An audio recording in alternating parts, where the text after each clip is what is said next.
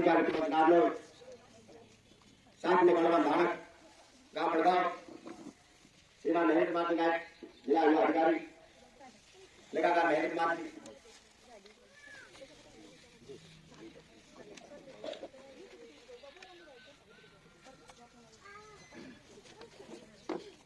करना चाहिए। अब हम बताएंगे कि स्वामी विवेकानंद जी था, इनके जो जीवन था, इनका जन्म हुआ था 12 जनवरी 1863 के अंदर, कोलकाता के अंदर। इसी दिवस के ऊपर, इसी जन्म दिवस के ऊपर ये युवा दिवस का नाम रखा गया है। इसलिए हम आज स्वामी विवेकानंद जी के जन्म दिवस पे यहाँ पे इकट्ठे हुए हैं। अब हम बताएंगे कि स्वामी विवेकानंद जी के जीवन के बारे में कुछ विचार रखेंगे कि स्वामी विवेकानंद जी का जन्म था, कलकत्ता के अंदर हुआ था, और उनका बचपन का नाम नरेंद्र नाथ था, नरेंद्र बोलते थे। वहां से लेके वो स्वामी विवेकानंद जी कैसे बने, इसके लिए हम कुछ 2-3 लाइनें हैं उनको पर नजर डालेंगे। इनका फादर का नाम था विश्वनाथ दत्त, जो कोलकाता के अंदर एडवोकेट थे। इनकी मदर का नाम था भुवनेश्वर देवी, जो शिव की भक्ति में लीन रहती थी अक्सर। और इनके पिताजी एक एडवोकेट थे, तो उनका भी सपना था कि उनका जो बेटे थे स्वामी विवेकानंद जी, वो भी एक अच्छे एडवोकेट बने कलकत्ता के अंदर। तो इन्होंने उनको भी लॉ की पढ़ाई करवाई। लेकिन स्वामी जी का बचपन से रुझान था सृष्टि को जानना, ज्ञान को जानना, लोगों में प्रचार करना, इन सब पे ज्यादा ध्यान था। वो चाहते तो एक अच्छे फैमिली से बिलोंग करते थे, बहुत एजुकेटेड फैमिली थी, रईस घर से थे, चाहते तो आराम से लाइफ निकल जाती, लेकिन उनको वो सुख सुविधा पसंद नहीं थी। उनको था कि सृष्टि को जानना, लोगों को गरीबी को देखते थे लोगों की, उन्होंने खुद फील की है इस चीज को, तो वो कुछ करना चाहते थे, अपने प्रचार विचार को प्रचार भी करना चाहते थे। इसके लिए मतलब वो निकल पड़े थे। उनके गुरु थे श्री रामकृष्ण, जो उनको दक्षिणेश्वर मंदिर के अंदर मिले थे। और उनका पहला क्वेश्चन गुरु से था कि आपने भगवान को देखा है? तो उनका गुरु का रिप्लाई था, हाँ, जैसे मैं आपको देख रहा हूँ तो भगवान को देख सकते हैं। क्योंकि उनके गुरु का भी मानना था कि, और उनका यही मानना था कि एक भगवान होता, मूर्ति पूजा नहीं होती, एक वो होता बिलीव होता है। जैसे हम इंसान खुद के ऊपर बिलीव करते हैं तो हमारे अंदर एक पॉजिटिव एनर्जी आती है कि हाँ भगवान हमारा ये कर देंगे, वो कर देंगे। करना इंसान को होता है, कर्म उसका होता है, लेकिन एक पॉजिटिविटी होती है कि हाँ अंदर से भगवान है, सब देख रहा, सब पॉजिटिव करेगा। तो वो इस चीज को ज्यादा मानते थे। तो उनके गुरु के इनके विचार इतने पसंद आ गए तो उनके इसी टाइम पे उनके पीएचडी से बन गए। तो ऐसे करते करते 23 वर्ष की उम्र के अंदर उन्होंने लोगों को धर्म, ज्ञान, मेडिटेशन, कर्म, योगा, शक्ति इनके बारे में बताना शुरू कर दिया। यही ऐसे चलता चलता गया, पूरा देश के अंदर इनके इतने फेमस हो गए थे बहुत ज्यादा कि ये हर जगह अपने विचारों को प्रस्तुत करते थे। इनको कोई मतलब नहीं था सुख सुविधा से। और 25 वर्ष की आयु में उन्होंने अपना घर का त्याग कर दिया था और मॉन्क बन गए थे। साधु बोलते हैं इनको, साधु बन गए थे। इन्होंने एक अपना जो था लोटा लिया, लकड़ी ली और निकल पड़े। ये सबसे पहले वाराणसी गए, नंगे पैर गए थे, उसके बाद अयोध्या गए, और ऐसे करते करते अपने विचारों को प्रचार करते हुए इन्होंने पूरा भारत में अपने अच्छे विचार प्रस्तुत किए।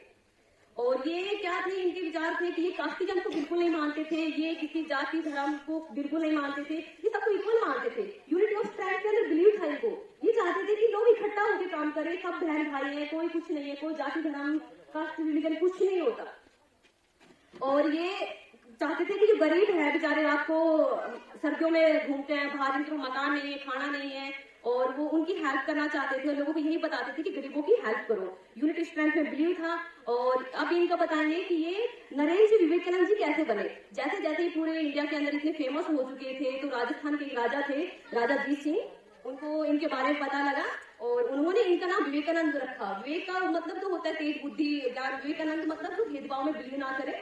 और उन्होंने राजा जीत सिंह जी ने, उन्होंने ये जो पगड़ी इनके सर पे है वो उनकी देन है, उन्होंने इनको पगड़ी दी थी। और तब से ये पगड़ी इनके पास है और इतनी फेमस हो चुकी है कि आफ्टर इनके भी इनकी बॉडी के आफ्टर भी ये एक इनका हिस्सा बन चुका है।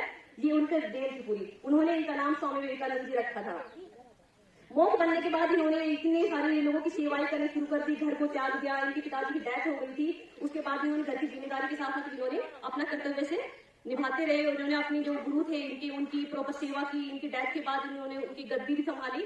ऐसे करते करते ये अपने कर्तव्य पे, मतलब कि अपनी जो जिम्मेदारी उन्होंने ली थी उसको पूरा निभाया। और एक यूथ को यही समझाते थे कि इन्होंने कि यही वक्त है जो कुछ कर लड़ने का है, और ये मत सोचो कि कल क्या हुआ, क्या करना है, क्या नहीं करना। और जब वो जो राजा जीत सिंह थे, उनको पता लगा कि वो बहुत बड़े राजा होते थे, तो उन्होंने जो अमेरिका के अंदर शिकागो जो स्पीच था कॉम्पिटिशन, उन्होंने उनके लिए उनकी टिकट करवाई। और जब मात्र वो 30 उम्र के थे जब उसमें अमेरिका के अंदर गए, ये इतनी बड़ी स्पीच में वहां पे इंडिया को रिप्रेजेंट करते 30 वर्ष की आयु में।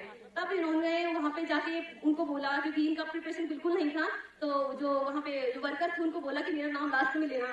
तो तब तक इन लोगों ने मतलब ये सबको देखा, समझा कि कौन क्या किस बातों को बोलना चाहते हैं। फिर इनका लास्ट में स्पीच में फर्स्ट वर्ड था ये माय ब्रदर्स एंड सिस्टर। इस लाइन से मतलब कि सबका इतना जीत गया उन्होंने, और इतनी सारी क्लैपिंग हुई और उनके विचार इतने पसंद आए लोगों को। जब इन्होंने बोला माय ब्रदर्स एंड सिस्टर, तो इनके पता लगता है कि ये ना ही जाति धर्म को छोड़ो, ये देश को भी नहीं मानते कि वो अदर है, हम इंडियन है, वो अमेरिकन है, वो इस चीज को भी नहीं मानते थे। उनका ये था कि सब बहन भाई है। इस चीज से मतलब वो इंडिया के अंदर भी बाहर भी बहुत ज्यादा फेमस हो चुके थे। ऐसे करते करते वो इतने ज्यादा फेमस हो गए थे। उन्होंने फिर पार्लियामेंट ऑफ रिलीजन जो 1893 के अंदर ओपन हुआ था, उसके अंदर उन्होंने इंडिया की हेल्प मांगी, क्योंकि इंडिया इतना जकड़ा हुआ था इन सब कास्टिज्मों के अंदर से। तो वो चाहते थे इंडिया के लिए कुछ करने के लिए, इंडिया के लोगों के लिए। और उन्होंने उनका मानना था कि मूर्ति की पूजा करने से कुछ नहीं होता, भगवान भी उनकी ही मदद करते हैं जो खुद की मदद करते हैं। ये उनके बोल होते थे। और युवाओं के लिए वो प्रेरणा थी। सबसे प्यारी लाइन उनकी ये थी कि उठो जागो और तब तक मत बैठो जब तक लक्ष्य की प्राप्ति ना हो जाए। ये उनकी लाइन सबसे प्यारी थी, जो यूथ के लिए है, जो उनको ज्यादा एडवाइज कर सकती है। और उनके पिताजी के देहांत के बाद भी वो कंटिन्यू अपने घर की रिस्पॉन्सिबिलिटी संभालते थे। और उन्होंने अपने गुरु के जो उनकी गद्दी थी उनको भी संभाला, जो उनके बाकी जो भाई मोक थे उनको भी बराबर उनको सपोर्ट किया, उनको ज्ञान देते रहे। ऐसे करते करते इनकी एज 39 आ गई और ये लास्ट में अस्थमा के शिकार हो गए थे। और एक दिन मेडिटेशन में बैठे बैठे ये शरीर को त्याग चुके थे। थैंक यू सो मच आप लिखने के लिए। Thank you so much for coming here. धन्यवाद ज्योति साहब। इस गुड़िया ने